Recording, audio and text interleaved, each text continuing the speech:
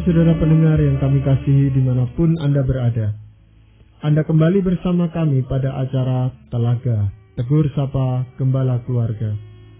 Saya Gunawan Santoso dari Lembaga Bina Keluarga Kristen bersama Bapak Pendeta Dr. Paul Gunadi, dan beliau adalah seorang pakar konseling keluarga dan juga dosen di Seminari Alkitab Asia Tenggara Malang, akan menemani Anda dalam sebuah perbincangan yang kali ini kami beri judul Mengalahkan Sikap Egois. Dari studio kami mengucapkan selamat mengikuti.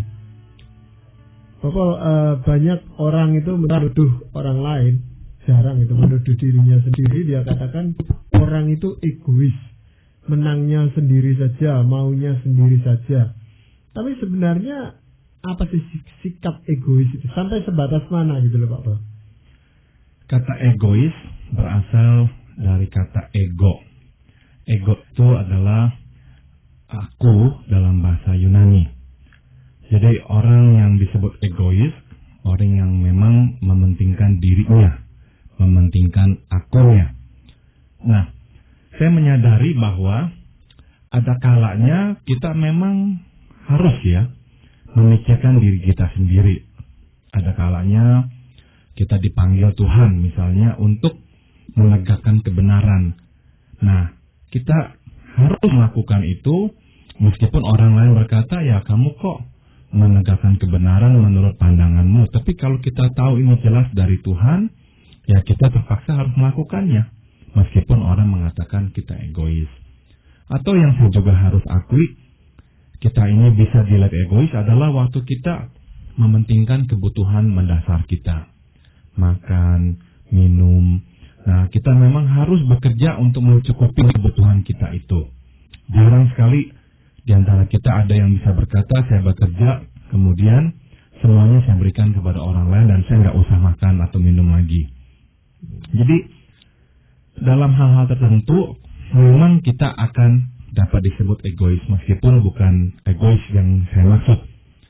Yang saya maksud egois adalah sikap mementingkan diri di atas kepentingan orang lain tanpa batas.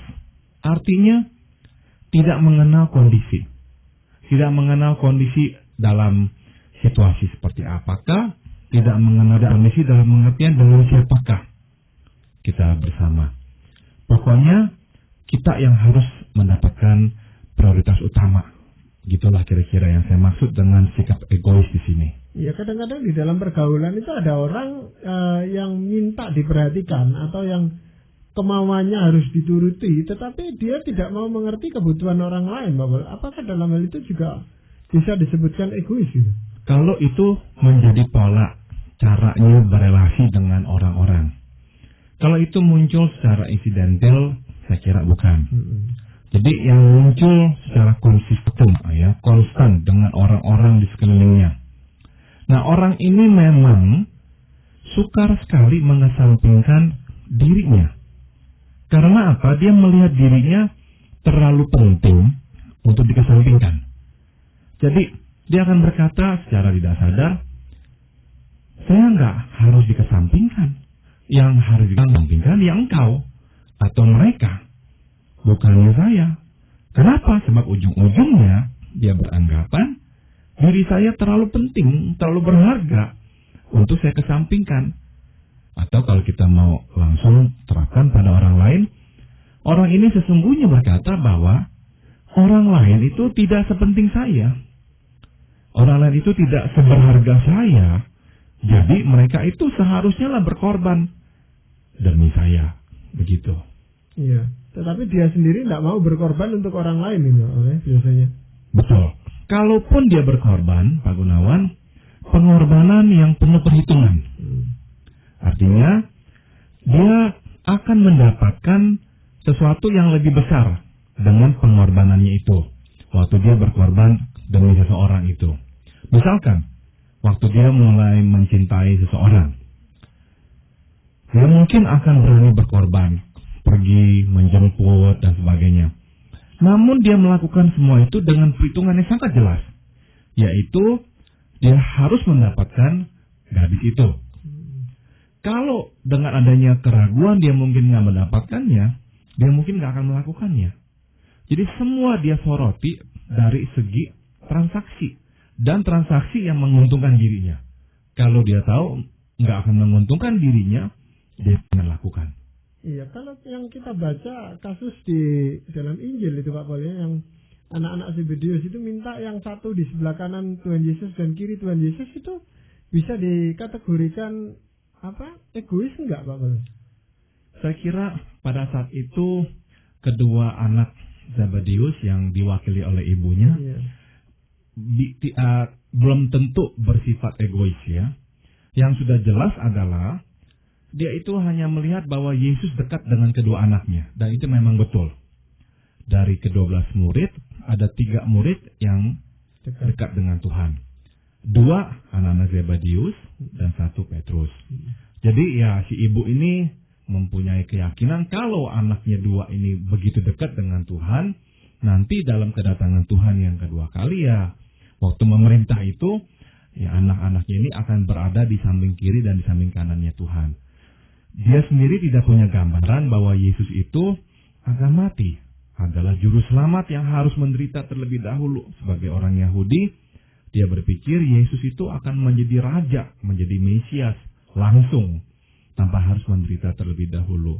Jadi ya belum bisa saya kategorikan egois. Kadang-kadang atau seringkali itu bahkan nampak ya, orang-orang yang egois itu kelihatannya terkesan itu serakah gitu loh Pak Paul jadinya. Pada dasarnya orang yang egois memang serakah, meskipun tidak selalu nampak serakah. Sebab definisinya serakah buat kita adalah misalnya orang yang merampas milik orang lain, orang yang benar-benar buat kita itu melewati batas kesopan santunan. Namun orang yang egois belum tentu sevulgar itu. Tapi kita bisa katakan pada dasarnya dia serakah. Kenapa? Sebab orang yang egois itu tidak bisa membagi apa yang menjadi milik atau haknya. Kalau sesuatu dianggapnya milik dia, wah dia akan sangat-sangat susah membagikan untuk orang lain. Sebab sekali lagi apa? Dia dulu harus dipenuhi. Dan celakanya dia dulu harus dipenuhi itu seringkali nggak ada batasnya. Harus dia lagi besok. Dan harus dia lagi keesokan harinya. Nah, dalam pengertian seperti inilah saya memanggil orang yang egois itu orang yang serakah. Iya, berarti ada semacam kekhawatiran itu di dalam diri orang yang egois itu, Bapak. Betul, Pak Gunawan. Jadi orang egois sebetulnya menyimpan ketakutan, ya, kekhawatiran. Apa yang dia khawatirkan? Ya, dia takut kehilangan apa yang menjadi miliknya atau haknya. Maka itulah dia tidak rela kehilangan sedikit pun yang sudah menjadi miliknya. Dia takut sekali. Nah, maka kita katakan orang yang egois sebetulnya mempunyai kebutuhan yang besar akan ketentraman atau keamanan. Dia nggak bisa merasa aman. Sebab apa dia merasa aman dengan misalnya 1 juta, dia akan mempunyai keinginan besok saya harus lebih merasa aman dengan 1.100.000. Dan nanti saya harus menjadi aman juga dengan 1.005.000. Nah, jadi sekali lagi ada kebutuhan yang besar untuk merasa aman. Itu yang membuat dia susah sekali untuk melepaskan yang dianggap miliknya atau haknya. Ya, tetapi pada dasarnya kan semua orang itu punya sikap ini, sikap egois ini. Atau memang ada orang-orang tertentu yang tidak punya sikap egois gitu? Saya kira sampai titik tertentu kita ini dilahirkan ya bersifat egois. Kita sebutnya egosentrik, mementingkan diri. Namun waktu kita mulai bertumbuh besar melalui bentukan-bentukan dari lingkungan, kita dipaksa untuk menyerahkan yang kita anggap milik kita. Contoh, waktu kita bermain-main sebagai anak-anak, kita menganggap kita seharusnya menang. Jelas-jelas kita kalah. Tapi di mata kita seharusnya menang. Begitu kita ngotot berkata kita seharusnya menang, teman-teman berkata, silakan. Engkau anggap dirimu menang, silakan. Main sendiri besok. Nah, kita kerepotan besok main sendirian, dan besoknya lagi main sendirian. Akhirnya kita menyerah, kita bermain dengan teman-teman lagi, dan nggak bisa memaksakan diri bahwa kita menang. Jadi akhirnya lingkunganlah yang membentuk kita menjadi orang-orang yang tidak terlalu egois. Egois pun pada dasarnya kita semua lahir dengan kecenderungan egois. Ya. Jadi kalau ada orang yang sikap egoisnya itu besar, Pak Pol ya, itu penyebabnya apa, Pak Pol? Ada beberapa, Pak Gunawan. Yang pertama adalah sikap egois ini merupakan kelanjutan dari apa yang telah diterimanya selama ini. Misalnya, sejak kecil ia dijunjung dan diutamakan. Ia tidak pernah disalahkan dan senantiasa dibenarkan. Nah, orang seperti ini sewaktu sudah dewasa, dia menuntut perlakuan yang sama dari semua orang. Dan dia akan gagal mengembangkan satu keterampilan hidup yang sangat penting, yakni berempati. Yang artinya adalah menempatkan diri pada posisi orang lain. Melihat sesuatu dari sudut pandang orang lain. Merasakan sesuatu dari perasaan orang lain. Nah, dia nggak bisa mengembangkan keterampilan yang begitu penting. Karena apa? Semua dia soroti dari dirinya. Kenapa? Sebab dirinya lah yang merupakan pusat dalam kehidupan keluarganya waktu dia masih kecil. Semua orang menuruti kehendaknya. Semua akan mengiyakan permintaannya. Nggak ada yang berani untuk melawannya. Karena misalkan dia anak yang terlalu dijunjung oleh orang tuanya. Nah, orang-orang yang seperti ini akan menuntut perlakuan yang sama dari orang lain. Nah, maka tadi saya katakan, sikap egoisnya ini merupakan kelanjutan dari perlakuan yang telah diterimanya selama ini. Iya, apakah itu yang menjadi penyebab anak tunggal misalnya itu punya kecenderungan memiliki sikap egois, Bapak? Betul. Ada kecenderungan anak-anak tunggal untuk egois. Pertanyaannya mengapa? Sebab anak tunggal tidak harus mengalah. Kepada siapakah dia harus mengalah? Tidak ada adik, tidak ada kakak yang akan meminjam mainannya, yang akan memainkan barangnya tanpa seizin dia. Nggak ada. Semua dia dapatkan dengan begitu mudahnya. Maka bagi orang tua yang beranak tunggal, orang tua harus menyadari kecenderungan ini dan benar-benar memantau apakah sikap egois anak bertumbuh dengan besar. Kalau memang ada kecenderungan itu, orang tua harus benar-benar bekerja keras membatasi si anak sehingga tidak mengembangkan sikap egois. Iya, atau kadang juga ini Pak Pol, anak itu sejak kecil sakit-sakitan terus gitu Pak Pol ya. Sehingga oleh orang tuanya itu mendapat perlindungan yang sangat ekstra itu. Bahkan orang ngomong rame sedikit di dekat kamarnya itu sudah tidak boleh gitu Pak Pol. Itu sering terjadi Pak Gunawan. Jadi ada sebagian anak-anak mengembangkan sikap egois awalnya karena kondisi fisiknya yang lemah. Jadi walaupun dia sudah besar, sehat, tidak sakit-sakitan, dia masih nuntut itu gitu Bapak. Tepat. Itu sering terjadi. Iya. Nah, apakah ada penyebab yang lain Bapak? Penyebab yang lainnya justru kebalikan dari yang pertama Pak Gunawan. Jadi ini adalah sikap egois yang timbul dari kelaparan. Kelaparan apa?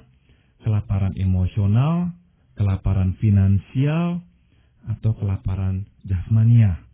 Artinya, anak-anak ini memang bertumbuh dalam lingkungan yang minus, kurang mendapatkan gizi-gizi emosional, perhatian, kasih sayang dari orang tuanya, atau hidupnya susah sekali secara finansial, atau secara jasmania dia kekurangan makanan pada masa kecilnya. Nah, ada kecenderungan meskipun tidak selalu. Nah, anak-anak yang dibesarkan dalam kekurangan yang sebegitu besarnya, kalau nggak hati-hati, akan menjadi orang dewasa, orang yang sangat haus atau lapar, akan pemenuhan-pemenuhan itu. Sehingga waktu dia menerima, waktu dia mencicipi, dia tidak bisa melepaskan. Tapi ini tidak semua. Saya tahu ada banyak anak-anak yang dalam kekurangan bertumbuh besar menjadi orang-orang yang sangat-sangat matang. sangat justru bisa membagi karena pernah mengalami kekurangan. Tapi entah mengapa ada sebagian yang justru nggak seperti itu. Justru sangat-sangat tamak. Justru sangat kikir. Justru sangat egois sekali. Benar-benar dirinya itu tidak boleh berkorban, tidak boleh dikurangi. Yang menjadi hak porsinya harus dia dapatkan. Dia nggak boleh berkorban bagi yang lainnya. Ya, atau mungkin lingkungannya yang tidak kondusif itu membuat dia makin bersikap egoistis itu, Pak Bang. Saya kira demikian, Pak Gunawan. Jadi kalau dia itu harus bekerja terus dan seolah-olah tidak mendapatkan belas kasihan orang, tidak pernah mencicipi karunia, ya, anugerah dari orang atau dari Tuhan, kemungkinan dia akan mengembangkan sikap egois. Tapi anak-anak yang besar dalam kekurangan kemudian mencicipi anugerah, baik anugerah manusia lainnya ataupun anugerah Tuhan yang berlimpah kepadanya. Dia melihat Tuhan kok baik, orang pun bisa baik kepadanya. Nah, saya kok percaya orang-orang seperti ini justru menjadi orang yang beranugerah besar, tidak egois. Tapi orang yang egois itu kan tidak bisa menyadari dirinya sendiri bahwa dia itu memang egoistis gitu. Seringkali orang-orang ini akan berkata, saya itu hanyalah mempertahankan hak saya. Tapi kalau dia senantiasa mempertahankan hak dan tidak pernah sekalipun melepaskan hak, apa namanya dia? Bukankah seharusnya dia memanggil dirinya egois? Jadi orang yang mempertahankan hak terus-menerus tidak pernah sekejap pun melepaskan hak, ya artinya ujung-ujungnya orang yang egois. Iya, berarti itu sesuatu sikap hidup yang sebenarnya harus dikalahkan, harus diperangi gitu Pak Pol ya. Saya setuju. Nah itu bagaimana caranya dia memerangi sikap egoistis yang sudah memang, atau sikap egois itu tadi yang memang sudah katakan mendarah daging gitu Pak? Ada beberapa saran yang bisa saya tawarkan. Yang pertama adalah kita mesti memahami sumber sikap egois kita. Apakah sumbernya adalah karena kelebihan? Kita terlalu banyak menerima, sehingga kita menuntut orang memberikan yang sama. Nah, kalau itu sumbernya memang agak susah untuk memaksa diri menerima kurang. Sebab kita mungkin berkata, kalau saya bisa menerima lebih, kenapa saya harus menerima yang kurang dari yang lebih itu? Tapi kita harus berpikir bahwa semakin kita bersikap egois, semakin kita menjauhkan diri dari orang lain. Semakin kita menjadi orang yang sengsara karena kita akan sendirian. Begitu. Ataukah sumbernya kekurangan, ya, defisit-defisit yang kita alami yang membuat kita akhirnya egois, tidak rela melepaskan hak kita dan berkorban bagi orang lain. Nah, kalau misalnya sumbernya adalah kekurangan, pertanyaan kita adalah, apakah selalu orang itu tidak pernah memberikan kepada kita? Bukankah kalau kita bercermin ke belakang, kita akan bisa berkata bahwa orang pernah memberi kepada kita. Tuhan pernah memberi kepada kita. Kita nggak pernah bisa berkata, saya orang yang bebas hutang. Nah, jadi itu yang pertama yang bisa saya sarankan. Tetapi kan orang itu juga yang tadi Pak Paul katakan, masalahnya dia tidak punya empati untuk bisa merasakan masalahnya orang lain itu Pak Paul. Nah, itu betul. Jadi saran yang kedua saya adalah bertanya begini, jika orang berada pada posisi saya, apa yang mereka akan lakukan?